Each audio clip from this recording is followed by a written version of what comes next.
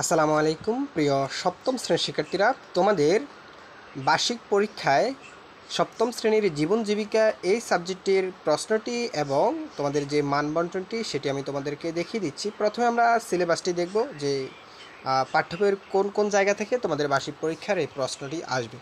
দেখো শিক্ষার্থীরা, এখানে আগামীর স্বপ্ন, এখানে 39 পৃষ্ঠা থেকে 56 পৃষ্ঠা পর্যন্ত। আর্থিক ভাবনা এখানে 57 থেকে 78 পৃষ্ঠা পর্যন্ত। আমার জীবনে আমার লক্ষ্য এখানে 79 থেকে 96 পৃষ্ঠা পর্যন্ত। দশমিক করি কাজ 97 থেকে 112। স্কিল কোর্স 2 এবং কেয়ার গ্রিডিং এখানে 149 থেকে 166 পৃষ্ঠা পর্যন্ত। শিক্ষার্থীরা, এই পড়াটুকু তোমাদেরকে পড়তে হবে বার্ষিক পরীক্ষার জন্য। বার্ষিক পরীক্ষায় দুটি ক্যাটাগরিতে মূল্যায়ন করা হবে, সেগুনকালীন এবং সামষ্টিক। সেগুনকালীনের জন্য 30 মার্ক আর সামষ্টিকের জন্য 100 মার্ক। এখন দেখো, সেগুনকালীনের জন্য কিন্তু নির্দেশনা দেওয়া হয়েছে বোর্ড থেকে, শিক্ষকরা কোন কোন কাজগুলো তোমাদেরকে মূল্যায়ন করবে।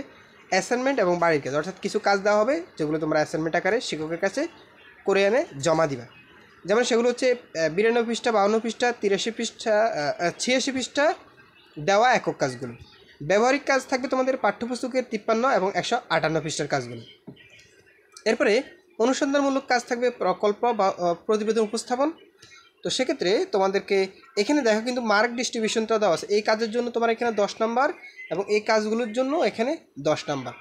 এরপরে দেখো, তো এখানে প্রকল্প হচ্ছে পাঠ্যপুস্তকের 108, 163 দেওয়া যে কাজগুলো সেগুলো, আর অনুসন্ধানমূলক কাজ হচ্ছে পাঠ্যপুস্তকের 66, 73 দেওয়া সেই কাজগুলো, এখানে 10 নাম্বার। এরপর শ্রেণীতে কিছু কাজ দেওয়া করতে বলা হবে, সেগুলো হচ্ছে একক কাজ, দলগত কাজ, চক পূরণ, বক্স পূরণ, ফ্লোচার্ট তৈরি, সেগুলো শিক্ষক তোমাদেরকে যে নির্দেশনা দেয় সেখানে 10 নাম্বার।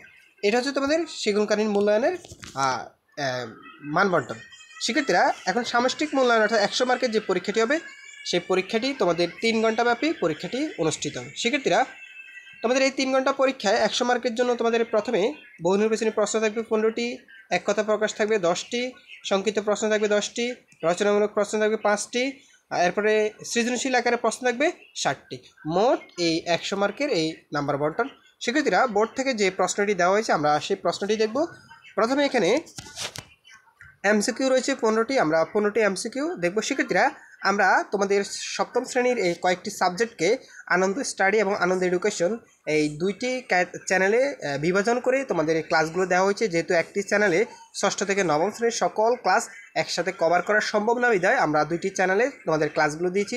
তোমরা যদি এই চ্যানেলে না পাও অবশ্যই ওই চ্যানেল থেকে এই ক্লাসগুলো দেখে নিতে পারবে। আর অনুরোধ থাকবে শিক্ষার্থীরা, অবশ্যই তোমরা প্লিজ আমাদের আনন্দ স্টাডি এবং আনন্দ এডুকেশন এই দুটি চ্যানেল অবশ্যই সাবস্ক্রাইব করে রাখবা। আর কোনো কিছু জানার থাকলে অবশ্যই কমেন্ট করে জানিয়ে দিও।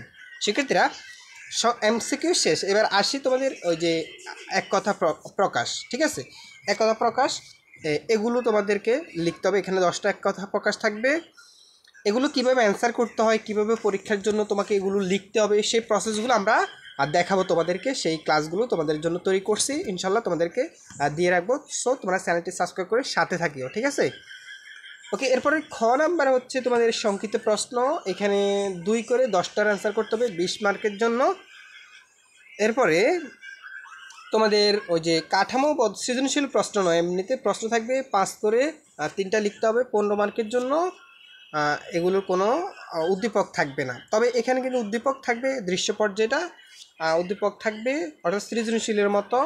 তো এই ক্ষেত্রে একটাতে 8 করে 5টার অ্যান্সার করতে হবে 40 মার্ক।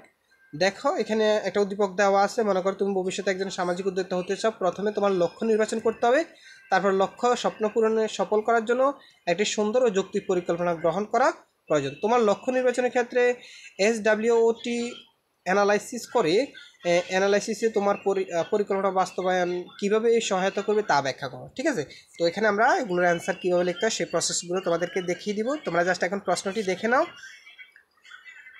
আর আবারও তোমাদের কাছে রিকোয়েস্ট, ভিডিওটি ভালো লাগলে অবশ্যই একটা লাইক করে দিবা, আর কোনো কিছু জানার থাকলে কমেন্ট করে জানিয়ে দিবা। ইনশাল্লাহ আমি তোমাদেরকে অ্যান্সারগুলো কীভাবে লিখতে হয় সেই প্রসেসগুলো দেখাবো। ধন্যবাদ শিক্ষার্থী।